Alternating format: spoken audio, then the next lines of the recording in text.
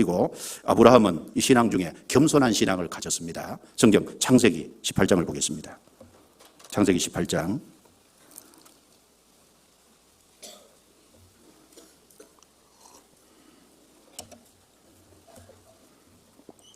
창세기 18장 27절입니다.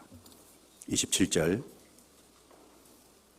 같이 읽어볼까요? 아브라함이 말씀하여 가로되 티끌과 같은 나라도 감히 죽게 고하나이다.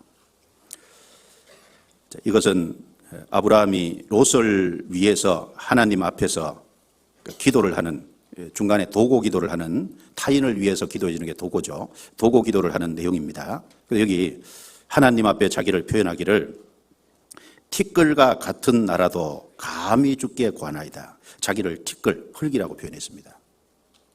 근데 사실 이때 아브라함은 대단한 사람이거든요. 아브라함은 족장시대, 족장이잖아요. 집에서 길리고 연습한 318명의 군사를 거느리고 있었으니까 족장 중에서도 큰 족장입니다. 그런데 자기를 여기 티끌이라고 이렇게 부르고 있습니다. 그러니까 이렇게 말할 정도로 아브라함은 마음을 하나님 앞에 낮추고 있다는 뜻일 거예요. 아브라함은 겸손한 사람입니다. 신앙의 요소 중에 중요한 게 뭘까요? 마음을 낮추면요. 마음을 낮추면 불평불만이 사라지고, 마음을 낮추면 은혜 되는 게 많고, 마음을 낮추면 순종할 것이 많다니까요. 이제 신앙의 요소 중에 중요한 게 겸손입니다. 그래서 이 어거스틴 잘 아시죠? 어거스틴에게 어떤 사람이 물었습니다. 신앙의 제일 중요한 요소가 뭡니까? 첫째는 신앙인 겸손입니다. 그러면 첫째가 겸손이면 둘째도 있을 거 아닙니까? 둘째는 뭡니까? 둘째도 겸손입니다. 셋째는 뭡니까? 셋째도 겸손입니다. 그러니까 신앙에 이제 첫째, 둘째, 셋째를 다 겸손이라고 얘기했는데, 사실 구원받는 것도 낮출 때 구원받았고, 신앙생활 잘할 수 있는 것도 낮출 때, 하나님 의지하는 것도 낮출 때, 기도하는 것도 자기가 연약하다는 거 알아야 기도가 되지 않습니까? 그러니까 낮추면 신앙에 득 보는 게 많은 거예요. 높이면 손해보는 게 많은 겁니다. 높이면 기도할 수 없잖아요. 높이면 문제되는 게 많습니다. 높이면 일단 구원부터 받기가 어렵지 않습니까? 성경에 믿음의 인물들은 거의 겸손한 사람들이잖아요. 그 성경에 아삽이라는 사람 나옵니다. 시편 73편을 기록한 사람이죠. 시편 73편 23절에 보면 아삽이 내가 이같이 우매무지하오나 주의 앞에 짐승이오나, 하나님 앞에 정말 내가 무지몽매해서 아무것도 모르는 내가 짐승과 같습니다. 자기를 짐승이라고 낮췄잖아요. 그리고 잠언 30장 2절에 보면 야게의 아들 아굴입니다. 나는 다른 사람에 비하면 짐승이라. 시편 73편은 아삽이 하나님 앞에서 한 건데, 야게의 아들 아굴은 자기가 간증한 거지 않습니까? 다른 사람들 앞에서 교훈한 겁니다. 그 야게의 아들 아굴이 나는 다른 사람에 비하면 짐승입니다. 자기를 짐승이라고 했습니다. 제가 한번 여쭤볼게요, 우리 학생들. 대학부 모임에서, 부서 교제에서 나는 짐승입니다. 그렇게 간증해 봤어요? 안 해봤잖아요. 그 야게의 아들 아굴은 다른 사람을 교훈한 자문이라고 그랬거든요. 그 다른 사람 앞에서 나는 짐승이다. 실제 자기를 낮추는 사람인 거예요. 이 세례 요한은 예수님 앞에서요, 자기는 예수님의 신발끈도 풀기도 감당치 못할 자다. 즉 종으로서도 감당치 못할 자다. 모태로부터 성령이 충만한 세례 요한이 그렇게 자신을 낮췄다면 우리는 얼마나 낮춰야 될까요? 사실 우리는 더 낮추려고 해야 됩니다. 동방 박사들은 예수님을 경배하기 위해서요, 1000km를 넘는 곳에 와서 아기 예수께 경배하고, 또 1000km 넘는 곳을 또 걸어갔잖아요. 2000km를 왕래했습니다. 얼마나 많은 시간이 걸렸을까요?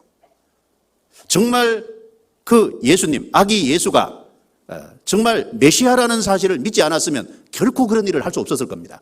메시아라는 걸 진짜 믿었기 때문에 1000km 와서 경배했고 1000km 다시 걸어갔거든요.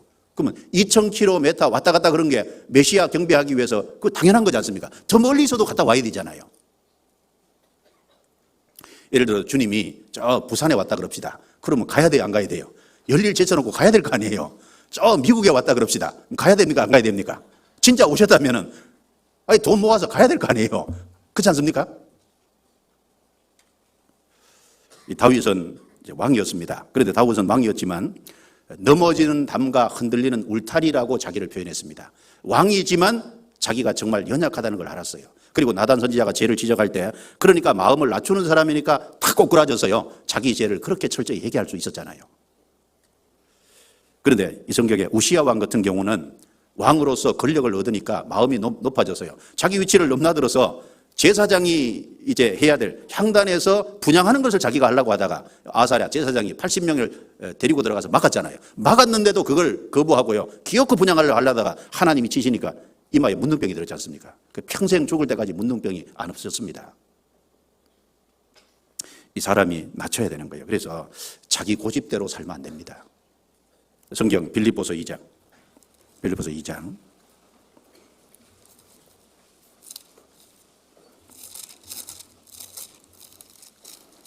빌립보서 2장 1절부터 4절입니다.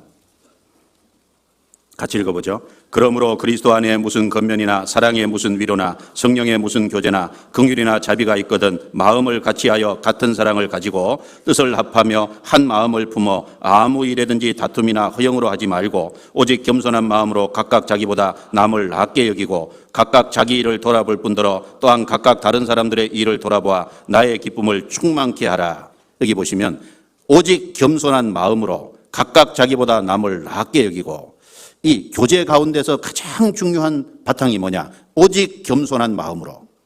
앞에 뜻을 합하여 한 마음을 품기 위해서는 오직 겸손한 마음이 필요하다는 거예요. 겸손한 마음. 그런데 그 겸손한 마음은 주님 본받아야 되죠? 4절에 5절입니다. 너희 안에 이 마음을 품으라 곧 그리스도 예수의 마음이니. 우리가 예수님 생각하면 못 낮출 게 없잖아요.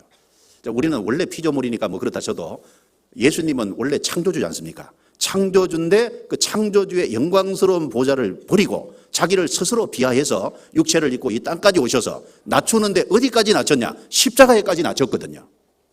그러면 예수님이 가장 높은 곳에서 십자가 가장 낮은 곳까지 낮췄다면 우리는 원래 땅에서 태어난 피조물이니까 우리는 못 낮출 것이 없지 않냐 그 말이에요.